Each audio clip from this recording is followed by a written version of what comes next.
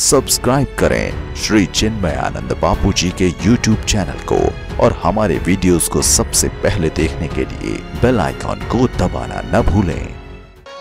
कितनी विपरीत बात लगती है। राजा को स्वामी नहीं कहा जाता,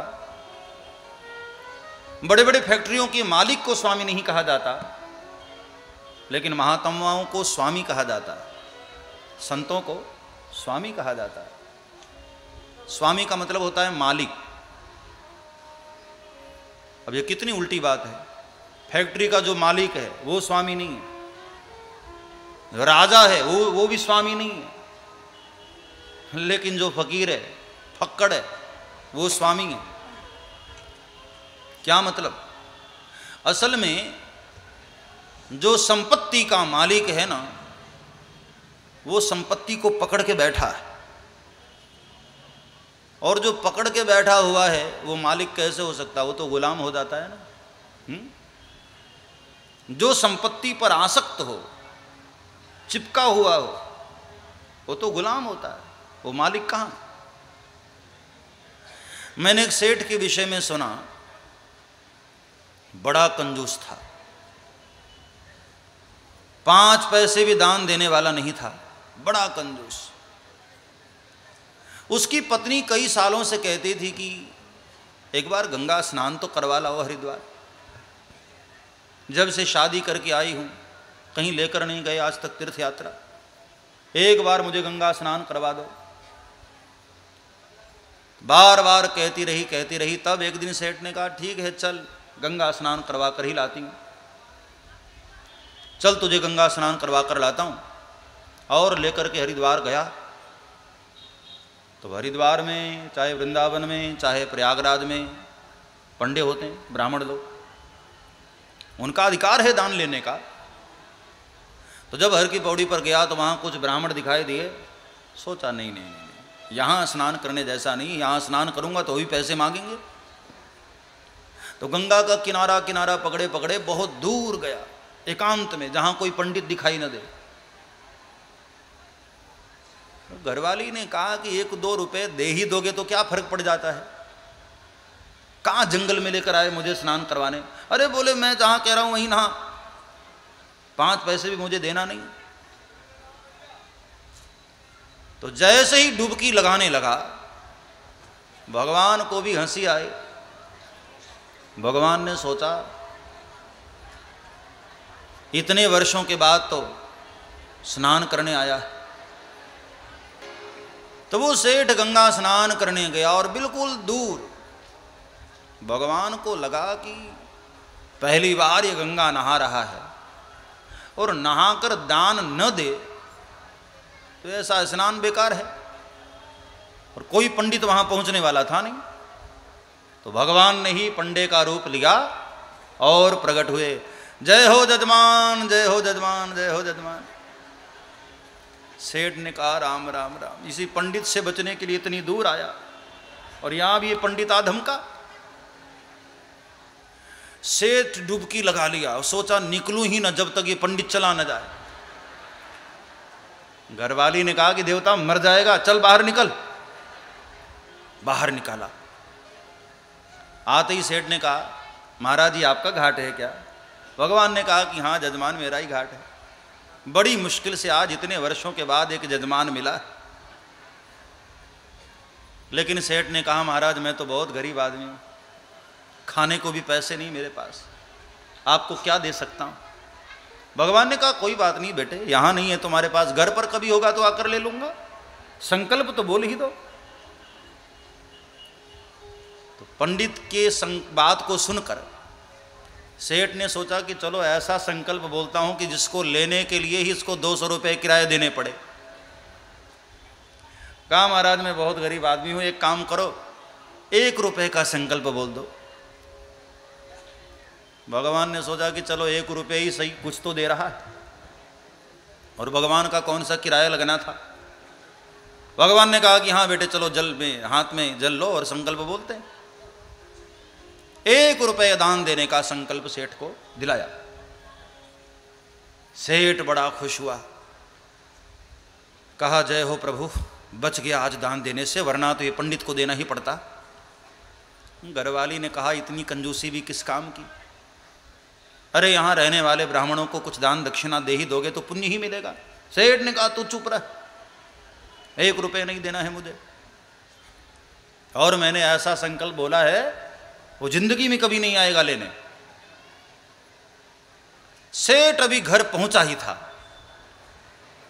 पीछे से भगवान ने आवाज दिया, जय हो जजमान, जय हो जजमान। सेठ ने कहा कमाल है, पीछे ही आ गया। सेठ ने घरवाली से कहा कि एक काम कर, तू जाकर बोल कि सेठ अंदर है ही नहीं, कहीं बाहर गया। पत्नी ने कहा कि क्यों झूठ बुलवाते हो, तीर्थ यात्रा करके आए और फिर झूठ बोलो। सेठ ने कहा तू जाकर बोल ऐसा।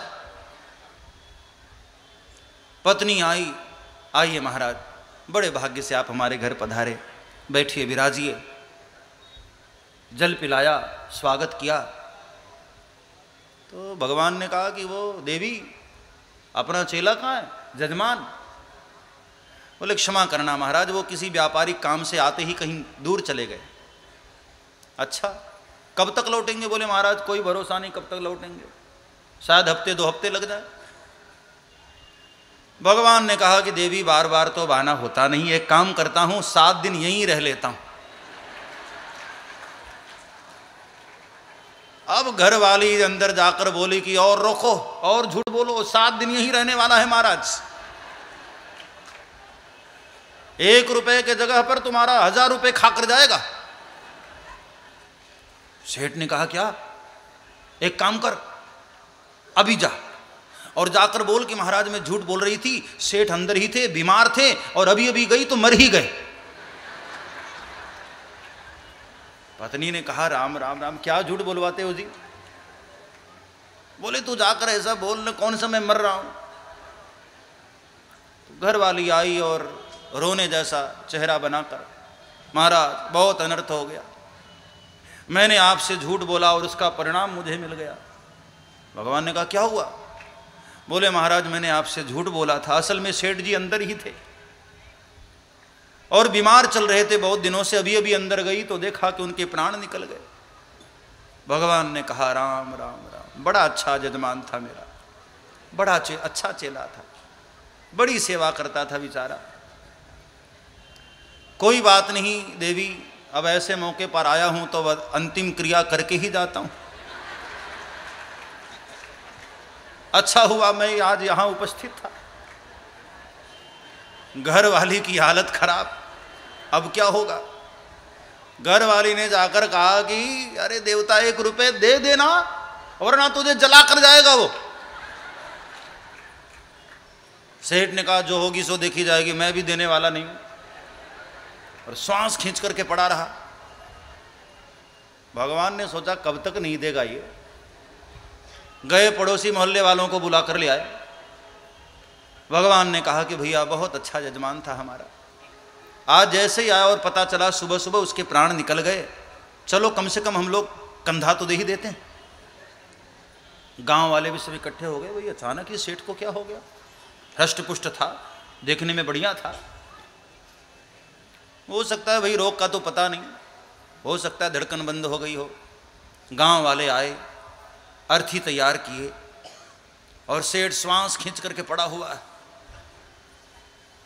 लेकर के उठा करके बाहर आए, और घर वाली बगल में रो रही, कान में बोले भी जा रही कि देवता उठ जा, अब तो दे दे 1 रुपए, अर्थी तैयार हो गई है। उसने कहा तू रोती रह, 1 रुपए तो देने वाला नहीं हूं मैं। भगवान ने भी सोचा कमाल है, पक्का कंजूस है ये तो। सोचा कि अर्थी पर लिटा दूं और लेकर के उठाऊं तब तो शायद ये दे ही देगा। 4 लोगों ने कंधे पर उठा भी लिया, राम नाम सत्य है शुरू हुआ, लेकिन काहे को सेठ उठे, श्वास खींचे पड़ा। भगवान ने सोचा कि अच्छा बेटे यहां नहीं बोलते, वो स्मशान में पहुंचकर तो बड़े बड़े बोल देते। स्मशान में लेकर गए और चिता लगाई गई वहां, और इसको उठा करके चिता पर लिटा दिया गया। भगवान ने कान में बोला कि सेठ, मुझे पता है, 1 रुपए दे दे वरना तो अब तैयार हो जा, अग्नि भी लगने वाली। सेठ श्वास खींचे पड़ा। शव रख करके ऊपर से भी लकड़ियां लगा दी गई, फिर भी सेठ उठा नहीं, पड़ा रहा श्वास खींचकर। भगवान ने सोचा कि शायद अग्नि लगाऊं तब तो ये बोल ही देगा। जैसे ही भगवान ने अग्नि लगाई, सेठ पड़ा रहा।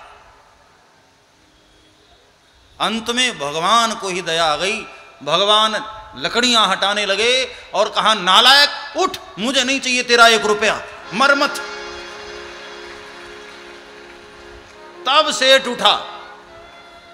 कसम खाकर बोलो महाराज कि नहीं चाहिए 1 रुपए। भगवान ने कहा, देवता नहीं चाहिए तेरा 1 रुपए, तू बाहर निकल। कई लोग ऐसे होते, प्राण चले जाएं लेकिन पैसे को ऐसे पकड़ के बैठे होते हैं कि प्राण चले जाएं लेकिन पैसे नहीं छोड़ते हैं। अब ऐसे लोग संपत्ति के मालिक थोड़ी होते हैं, ऐसे लोग तो गुलाम होते हैं संपत्ति के। चमड़ी चली जाए लेकिन दमड़ी न जाए। सब्सक्राइब करें श्री चिन्मयानंद बापू जी के YouTube चैनल को और हमारे वीडियोस को सबसे पहले देखने के लिए बेल आइकॉन को दबाना न भूलें।